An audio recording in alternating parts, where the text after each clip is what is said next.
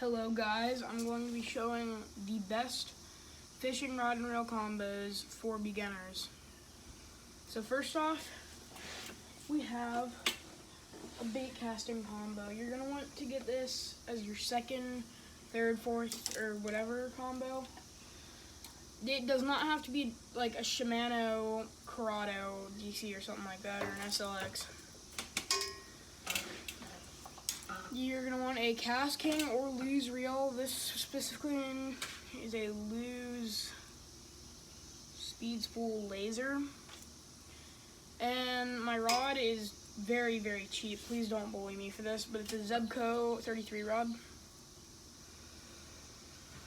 Because, I don't know, I'm poor.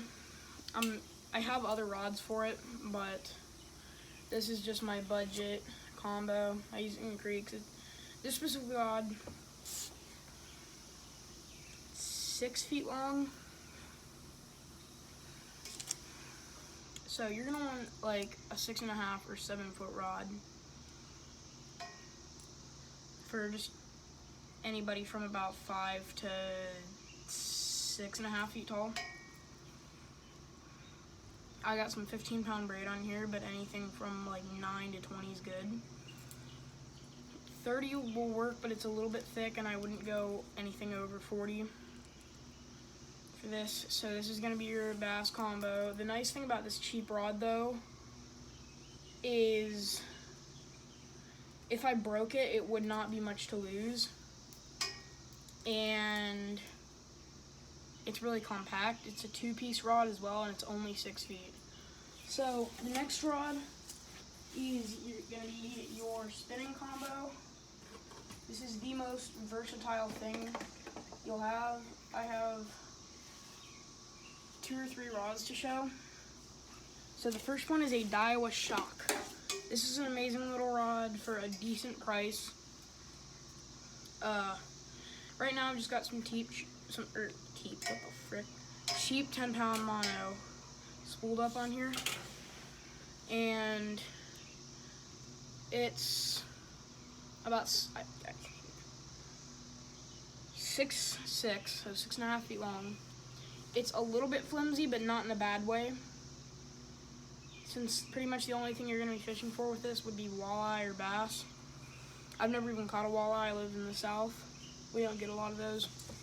Honestly, if you think that they're better than bass, you can leave right now because you're really biased. They fight like dead rats. But anyway, Daiwa Shock.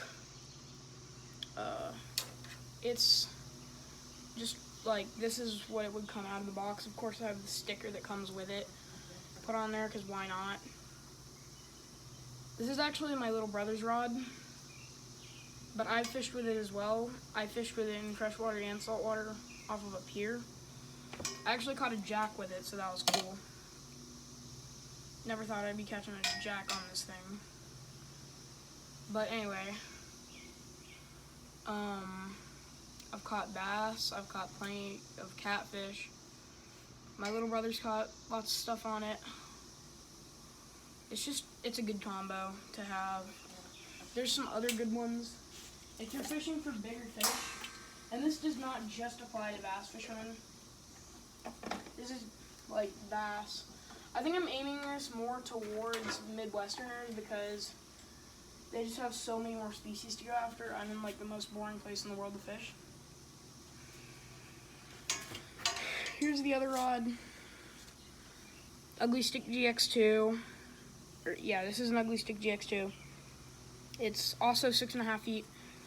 I got some 20-pound spider wire on there, again, because I'm poor. It is freaking strong. I'm not going to touch that. This is a nice rod. So, you can get them at Cabela's. It will, if you buy them at Walmart, the pros and cons. Pros, it's 3-piece, and it's only 40 bucks. Cons, it's slightly cheaper. It's like just kind of a crappier build, and the reel is kind of bad. This one's from Cabela's. They're like 50 or 60 bucks, these ones. is it worth the $10 to $20 difference? I'd say so, because it's real strong. It's got a nice plastic, or no, not plastic. Is that plastic? It's got a polymer and metal reel. I think with a little bit of carbon as well. It's just an all-around good rod. Now, if you're fishing for bass in a spot where there aren't big bass, like Pennsylvania or like the Northwest, God bless your soul if you fish up there. You may as well just fully convert to saltwater because there's no fun freshwater fish to catch other than pike. But anyway, if you usually catch smaller fish, the fight's not going to be fun because this thing's stiff. It's very strong, but it's really stiff. So,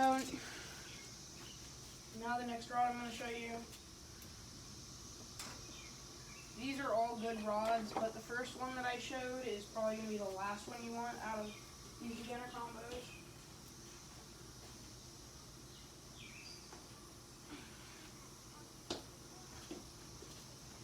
This is a Lew's Xfinity. It's a Speed Stick series rod. It's also 6.5 feet. It's a nice rod. If you're fishing like in the dark and you can't find it, it's orange, so you'll be able to tell. Unlike their other Speed Stick thing, I forgot what it's called, that's literally camouflage. The original reel that I have for this is right here, but I ruined it by not putting enough reel oil in it. Like, just not cleaning the reel enough. So now I got a cheap KastKing rod, or KastKing reel. It's got a 5.2 to 1 gear ratio. I don't know why I didn't say that about all the other reels. This is a Centron 3000 size reel. This is a medium power, fast action. This rod, the rod and reel combo for the Xfinity is like $70, something like that. But just the rod alone, probably a little bit less. And this is like a $20 or $30 reel, so it's a nice budget. It's just really good for beginners. It's nice, it's stiff, pretty strong. It's just perfect for bass. And hook setting with wacky rigs with this thing on bass is the most satisfying element of life. So that's gonna be it for today.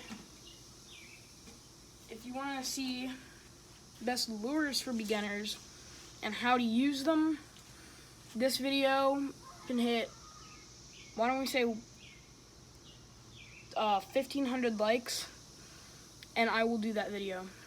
Peace.